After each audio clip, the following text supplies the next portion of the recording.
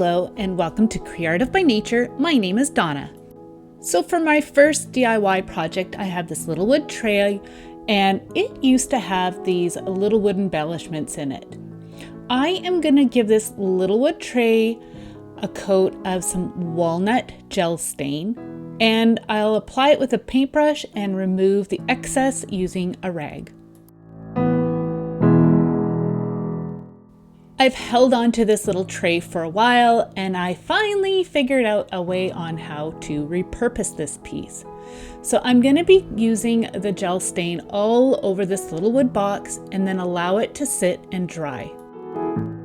Once it's dry, I'm going to be taking a sanding block and I am going to distress the piece.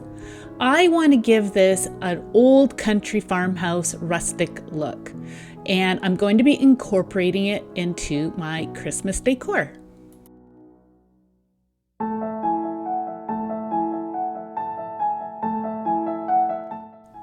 Now, using a little piece of sanding block, I am going to distress the center of each block. I really want this piece to have an old weathered look to it, as if it's been sitting around for a long time. Then once you're done, you can remove the dust by using a rag and a brush. So for the next part of this project, I've got these wood stems with a nice flat surface and my favorite chalk paint, and I am going to give each end a coat of this chalk paint and then allow to dry. Once each piece is all dry, I am now going to be using a sanding block. This one is a fine grit. I do end up changing to a coarse grit, and I'm going to give each piece an old weathered look. Here I'm now using the coarse sand block, and it really gives a lot more of a rustic feel to the pieces. And I'll just do each individual piece, and you can see here the difference.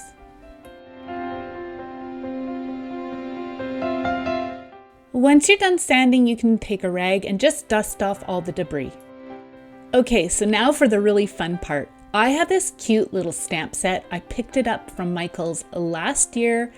They still do have it. This is what it looks like. I'm going to be using the wreath stamp as well as this snowflake stamp.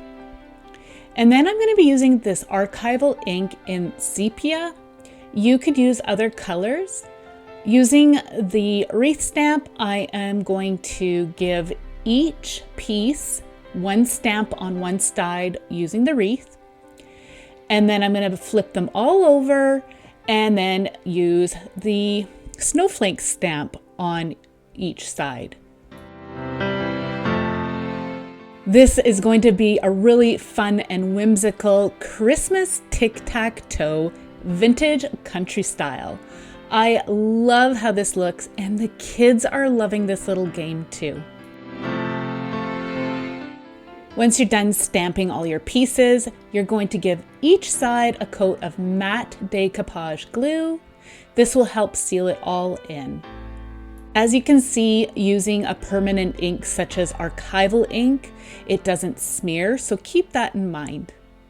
If you're new, I want to say welcome, and I'd love for you to join my community by tapping on the subscribe button as well as the bell to keep up to date with everything I have to share. Once dry, you can put all your game pieces into place, and then you can feel free to have some Christmas fun. This little piece turned out so cute. Again, my family is loving it, and I'd love to know what you think. This video is part of the Using Trash to Create Treasure Challenge hosted by Casey from Coffee with My Sunshine. Her channel link along with the playlist will be in the video description below. Please check it all out for lots of inspiration. For my next Trash to Treasure creation, I have these cute little boxes and they held tea. And I'm just going to glue the flaps down. I really like the shape of these little boxes. I thought they made the perfect little Christmas trees. So now I'm going to be taking a branch and I'm just going to trim it off to make sure that the tip is flat. And then using some hot glue, I am going to apply the branch to the bottom side of the little tea box.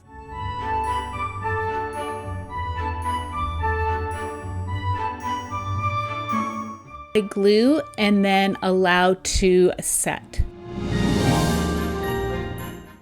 Once the stem has set, you can now take a piece of jute string and glue it to the top, forming a loop, so you have a place to hang. So I'm just going to trim it off and add a dab of glue on 2 sides of the box, apply the string on each side, and there you've got a little hanger.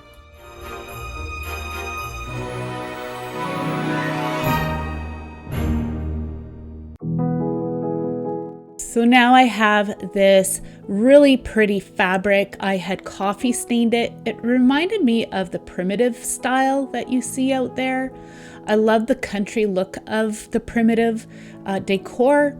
So I'm going to be using this fabric and wrapping it around the box. I'm going to just use some hot glue, and you can see I'm placing it on an angle. So add some hot glue, press the fabric into place, and then I'm going to just measure around and cut off the excess. Just make sure you don't cut off too much, as you do want some hanging down below.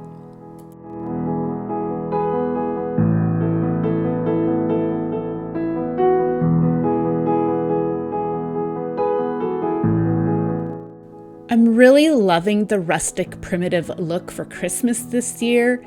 It just feels so warm and cozy and traditional. And this fabric and these little ornaments are going to be perfect for that look.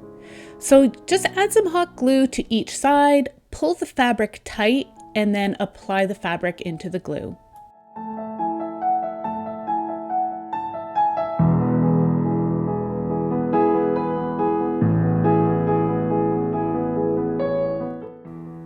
So I'm just going to gather the excess fabric underneath at the base of the tree. Again, trim off just a little bit, and then I'm just fraying the edge.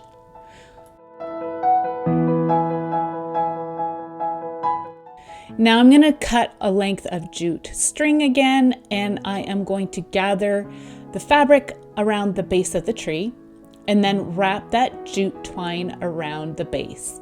You can tie it off in a bow if you like. I chose just to tie it off in a knot.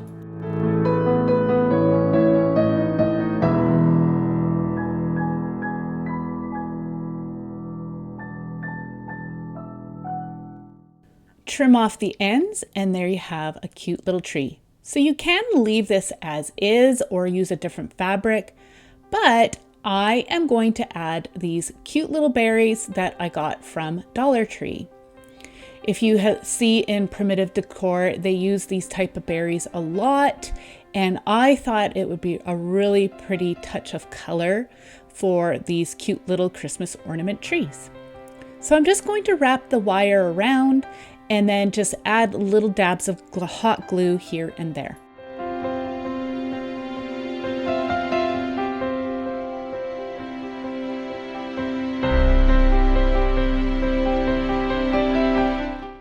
I really love how these little box trees turned out. I think they're so cute. I did one here with gold berries as well.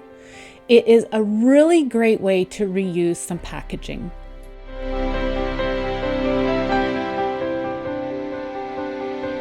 Let me know what your favorite trash to treasure project is.